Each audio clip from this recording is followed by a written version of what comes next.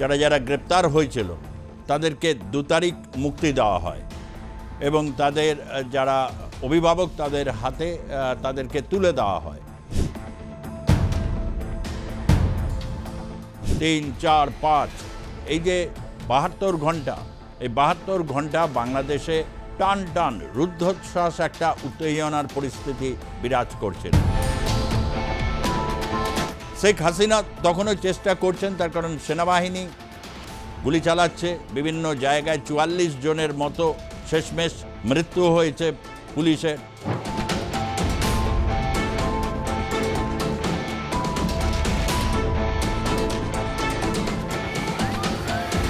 হিন্দু সমাজ রয়েছে, তাদের উপর উপর্যুপরি যেভাবে আক্রমণ প্রতিনিয়ত সংগঠিত হয়েছে, যা যে কোনো দেশের ইতিহাস যখন ভবিষ্যতে এটা নির্মাণ হবে বা লেখা হবে তখন অনেকেই কিন্তু শিউরে উঠবে।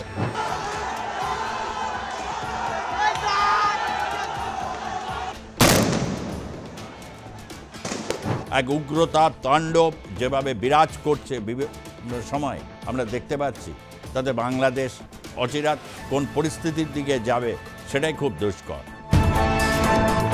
শোককে তারা ক্রোধে যদি পরিণত করতে পারে তাহলে অচিরাত বাংলাদেশে এক বড় রকমের গণবিপ্লব যে হতে চলেছে এ ব্যাপারে বলার কোনো অবকাশ নেই।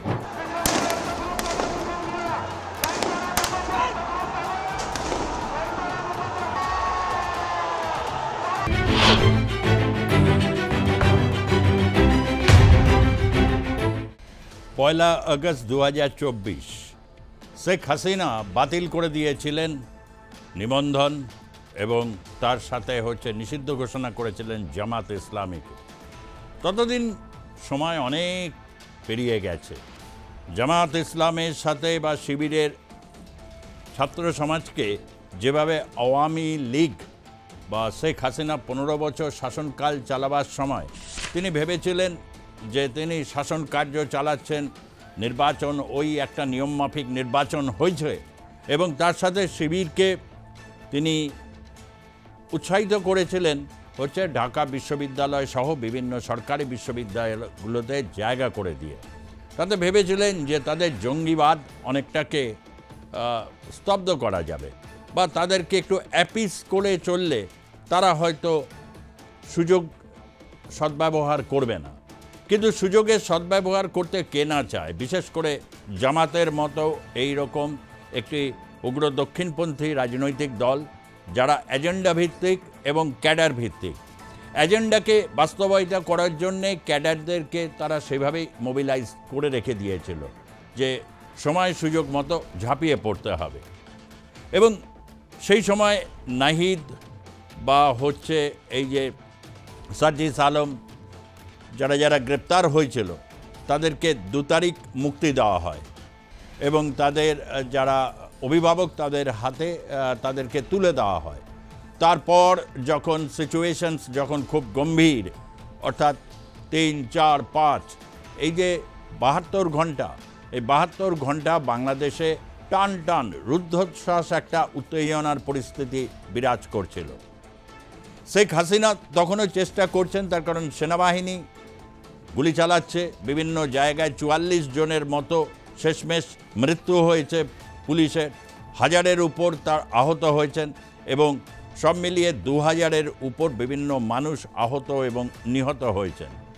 রাষ্ট্রসংঘের যে মানবাধিকার কমিশন তার যে প্রধান ভালকার টুর্ক পরবর্তী ক্ষেত্রে এই সমস্ত বিষয়গুলোকে তিনি উল্লেখ করেছিলেন।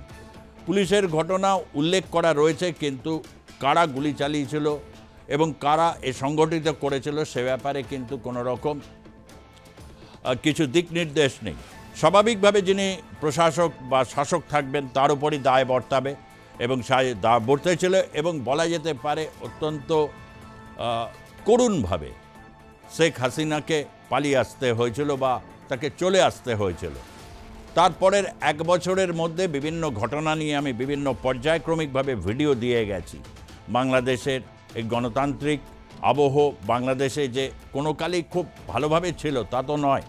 একটি দেশ যে দেশের 92% ইসলাম ধর্মাবলম্বী এবং বেশিরভাগই সুন্নি, তৎসত্ত্বেও বৈচিত্র্যর মধ্যে যে একটা ঐক্যের ব্যাপার থাকে, সেই বৈচিত্র্য অতটা বাংলাদেশে বিরাজ আজ এই মুহূর্তে করে না। পার্বত্য চট্টগ্রামে সেখানে যারা রয়েছেন, যে সমস্ত জনজাতির মানুষ রয়েছেন, ক্ষুদ্র নৃতাত্ত্বিক গোষ্ঠীগুলো যারা রয়েছে, তাদের অবস্থা তথৈবচ। এবং বাংলাদেশে যে হিন্দু সমাজ রয়েছে তাদের উপর উপর্যপুরি যেভাবে আক্রমণ প্রতিনিয়ত সংগঠিত হয়েছে, যা যে কোনো দেশের ইতিহাস যখন ভবিষ্যতে এটা নির্মাণ হবে বা লেখা হবে, তখন অনেকেই কিন্তু শিউরে উঠবেন। বাংলাদেশের এই মুহূর্তের যে পরিস্থিতি চলছে, সেখানে বলা যায় যে মানুষ বিক্ষুব্ধ, বিভিন্ন শিবিরে বিভক্ত, এবং এই শিবিরে বিভক্ত হবার জন্য বহু মানুষই বলছেন শেখ হাসিনাকে আবার ফেরত চাই। তার কারণ শেখ হাসিনা তিনি বাংলাদেশকে একটা ডাইরেকশনে দিকে নিয়ে যাচ্ছিলেন এবং একটি মধ্যমায়ের দেশে পরিণত হয়েছিল। আজ আর কেউ সেই স্বপ্ন দেখে না। তার কারণ বাংলাদেশে এই মুহূর্তে স্বপ্ন দেখা মানুষের সংখ্যা ক্রমশ কমছে। এক উগ্রতা তাণ্ডব যেভাবে বিরাজ করছে বিভিন্ন সময় আমরা দেখতে পাচ্ছি, তাতে বাংলাদেশ অচিরাত কোন পরিস্থিতির দিকে যাবে সেটাই খুব দুষ্কর। তবে অগাস্ট মাস, এই অগাস্ট মাসে যেমন একদিকে হয়েছিল মুজিবুর রহমানের নৃশংস হত্যাকাণ্ড এবং তার সাথে 4 জন আরও যারা মুক্তিযোদ্ধা ছিলেন, তাজউদ্দিন আহমেদ সহ, তাদেরকে জেলের ভেতর হত্যাকাণ্ড সংগঠিত হয়। অগাস্ট মাস আওয়ামী লীগের কাছে অত্যন্ত শোকের মাস, কিন্তু শোককে তারা ক্রোধে যদি পরিণত করতে পারে, তাহলে অচিরাত বাংলাদেশে এক বড় রকমের গণবিপ্লব যে হতে চলেছে, এ ব্যাপারে বলার কোনো অবকাশ নেই। কিন্তু যে কোনো ক্ষেত্রে বিপ্লব কখনো বাইরে থেকে বা কোনো অভ্যুত্থান কখনো বাইরে থেকে, তারকে যতই সহায়তা দেওয়া হোক না কেন, এটি সংগঠিত হয় দেশের মধ্য থেকে। দেশের মধ্যে আজকে যে পরিস্থিতি চলছে এবং সেখানে নেতৃত্বের যে সংকট এই মুহূর্তে ধরা পড়ছে, তাতে কিন্তু বলা যায় বাংলাদেশের যে সংকট এই মুহূর্তে রাজনৈতিক এবং প্রবল অর্থনৈতিক সংকট। রাজনৈতিক এবং অর্থনৈতিক সংকটের মধ্যে দাঁড়িয়ে আজকের বাংলাদেশ এই মুহূর্তে এক ক্রান্তি লগ্নে দাঁড়িয়ে আছে। এই ক্রান্তি লগ্নকে তারা কিভাবে আগামী সময় কোন ডাইরেকশনের দিকে নিয়ে যাবে, এটা একটা বড় প্রশ্ন। জামাত শিবির চেষ্টা করলেও তারা কিন্তু আর নতুন করে যে সংগঠিত করে উত্তেজিত করতে পারবে মানুষকে, এমনটা কিন্তু আর বিশ্বাস হচ্ছে না। তার কারণ এটা হবার নয়। যে উগ্র দক্ষিণপন্থী রাজনীতি গোটা বিশ্বজুড়ে এখন কিন্তু একটা চ্যালেঞ্জের সামনে গিয়ে পড়েছে। ফলে চ্যালেঞ্জ বাংলাদেশের কাছেও আসতে চলেছে, বিশেষ করে উগ্র দক্ষিণপন্থী জামাত সহ এনসিপি অন্যান্য শক্তির কাছে। তারা মুখে যাই বলুক না কেন, জুলাই সনদ নানা কিছু নিয়ে তারা নানা রকম আগডুম বাগডুম যাই খেলা খেলুক না কেন, তাদের কাছে এই মুহূর্তে কিন্তু একটা সর্বোপরি সংকট। সবচেয়ে বেশি এগিয়ে আসতে হবে যাদেরকে, তারা অবশ্যই আজকের ছাত্র যুব সমাজ এবং অভিভাবকদের বুঝতে হবে, ঠিক যেরকমভাবে শেখ হাসিনার বিরুদ্ধে জুলাইয়ের তথাকথিত অভ্যুত্থানকারীদের পাশে আপনারা দাঁড়িয়েছিলেন নিঃশর্তভাবে, নিঃসংকোচে, এবং যেভাবে ত্বরান্বিত করেছিলেন শেখ হাসিনার পতনের পর, ঠিক তেমনভাবেই আজকে নতুন বাংলাদেশ গঠনের প্রশ্নে তাদেরকে এগিয়ে আসতে হবে। কাজটা কঠিন, কিন্তু একেবারে করা যাবে না তা কিন্তু নয়। ইতিমধ্যে বাংলাদেশে যে পরিস্থিতি তৈরি হয়েছে, তাতে বাংলাদেশের উগ্র দক্ষিণপন্থী শক্তি তারা শেষ চেষ্টা হিসাবে যেটা করছেন, সেটা হচ্ছে পশ্চিমবঙ্গ, বাংলা, বিহার, উড়িষ্যা, উত্তর পূর্ব ভারতসহ একটা গ্রেটার বেঙ্গল সালতানাত, এই ম্যাপ তারা প্রকাশিত করেছেন এবং যেটাকে তীব্রভাবে গোটা বিশ্বের কাছে উন্মোচিত করে দিয়েছেন ভারতের বিদেশমন্ত্রী এস জয়শঙ্কর।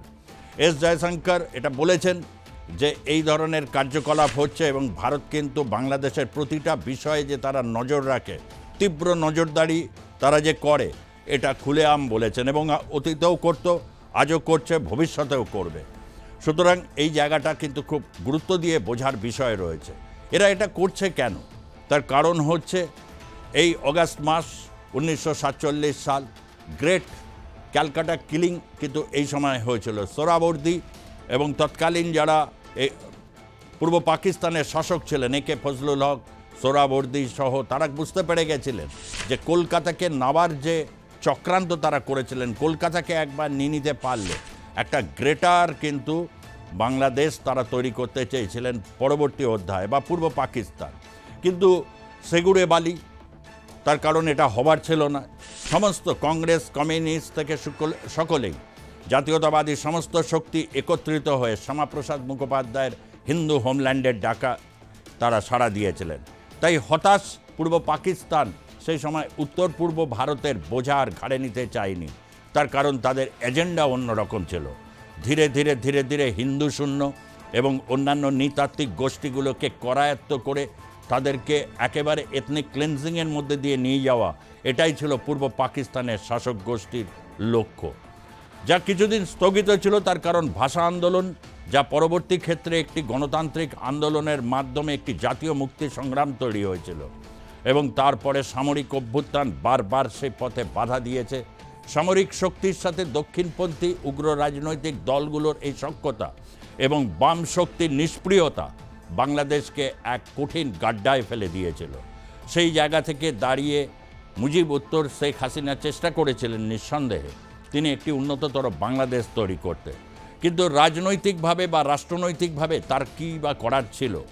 তার কারণ হচ্ছে সুযোগ সন্ধানী বামপন্থী বা কমিউনিস্টরা তাকে কখনো সহায়তা দিয়েছে, কখনো হচ্ছে তাকে অন্যদিকে দৃষ্টি ঘোরাবার ক্ষেত্রে হয়তো সহযোগিতা করেছে, কিন্তু তাদের গণ আন্দোলন তৈরি করার ক্ষেত্রে তাদের যে নিষ্ক্রিয়তা, যা উগ্র দক্ষিণপন্থী শক্তির সামনে তাদের অসহায় আত্মসমর্পণ অনেকটাই কিন্তু শেখ হাসিনাকে দুর্বল করেছে।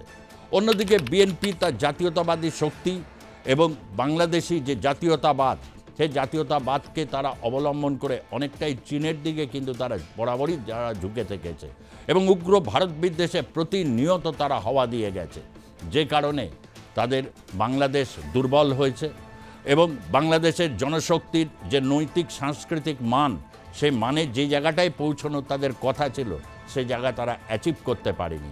ইতিহাসের দায় কিন্তু বিএনপি সহ সমস্ত রাজনৈতিক দলের উপরই বর্তাবে এবং অবশ্যই আওয়ামী লীগও এই ক্ষেত্রে পুরোপুরি তাদের ক্লিনচিট পাবে এমনটা নয়। চেষ্টা তারা হয়তো করেছে, বহুবার চেষ্টা করেছে, শেখ হাসিনার গলায় প্রতি মুহূর্তে হতাশা ছড়িয়ে পড়ছে, কিন্তু তৎসত্ত্বেও নতুনভাবে বাংলাদেশের যারা আজকের ছাত্র যুব সমাজ, তারা তো এটা নিঃসন্দেহে ভালোভাবেই বুঝে গেছে।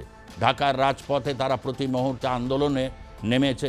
শাহবাগে নিজেদের মধ্যে জুলাই আন্দোলনকারীরা নিজেদের মধ্যে মারামারি করছে এবং এই যে একটা নৈরাজ্যের পরিবেশ থেকে তারাই কিন্তু আগামী দিশা তাদেরকে দেখাতে হবে। কঠিন পথ, চাকরি বাকরি বা কেরিয়ারের জায়গা কিন্তু আজ অতটা সুরক্ষিত নয়। বিশ্বের বিভিন্ন দেশে স্লাম্প চলছে, ইকোনমিক অর্থনৈতিক মন্দার পরিস্থিতি রয়েছে। সেই মন্দার পরিস্থিতি থেকে ওটাকে ভ্রুক্ষেপ না করে যদি নতুন একটা সত্যিকারের বাংলাদেশ তারা তৈরি করতে পারে, তাহলে হয়তো একটা আশার আলো থাকবে। কিন্তু এই যে একটা বৃহত্তর ভারত গঠন করে মাঝে মধ্যে ম্যাপ প্রকাশ করা এবং ভারতকে হচ্ছে এই যে খোঁচা দেওয়া, খোঁচা খাওয়া বাঘ কিন্তু মারাত্মক হয়। ভারত যে মধ্যপন্থার রাজনীতি এবং কূটনৈতিক স্তরে তার যে অবস্থান, সে কিন্তু বিশ্বের পরাশক্তিগুলোকে সে একদিকে যেমন হচ্ছে তার নিজের পক্ষে আনার চেষ্টা করছে, অন্যদিক থেকে সে কিন্তু বারবার করে কিন্তু যে কোনো প্রশ্নে চূড়ান্ত জায়গায় ভারত কিন্তু সবসময় তার নিজের দেশের স্বার্থকে সে দেখবে। বাংলাদেশেরও তেমনটা করা উচিত, কিন্তু বাংলাদেশ এই করতে গিয়ে প্রপোর্শন কোনো দিনই সে ঠিক রাখতে পারছে না। অন্তত এক বছরে যা দেখা গেল, একদিকে তীব্র পাকিস্তান প্রেম, অন্যদিকে হচ্ছে চীনের কাছ থেকে যদি কিছু আদায় করা যায়, এইভাবে ভূ রাজনৈতিক পরিস্থিতি থেকে আমেরিকার হাতে পায়ে ধরে যদি কিছু শুল্ক ছাড় পাওয়া যায়, এই কাজে তারা বৃহৎভাবে ব্যস্ত। ভারতের সেরকম কোনো দায় নেই, কিন্তু এই যে বিভিন্ন সময় যে ভারতের বিরুদ্ধে যে উস্কানিগুলো তারা দিয়ে যাচ্ছে, অর্থাৎ প্ররোচিত করছে ভারতকে কিন্তু সেই পথে এগিয়ে যেতে। পরে যখন সেরকম একটা পরিস্থিতি তৈরি হলে তখন দায় মিটিয়ে বলবে চিরকালই ভারত বাংলাদেশের ব্যাপারে হস্তক্ষেপ করেছে, এই ধরনের অজুহাত তুলবে। এবং সেই শক্তিগুলো যখন পরাজিত হয় তখন লুক্কায়িত অবস্থায় তারা থাকে এবং লুক্কায়িত শক্তি কিন্তু আরও বেশি ভয়ঙ্কর হয়।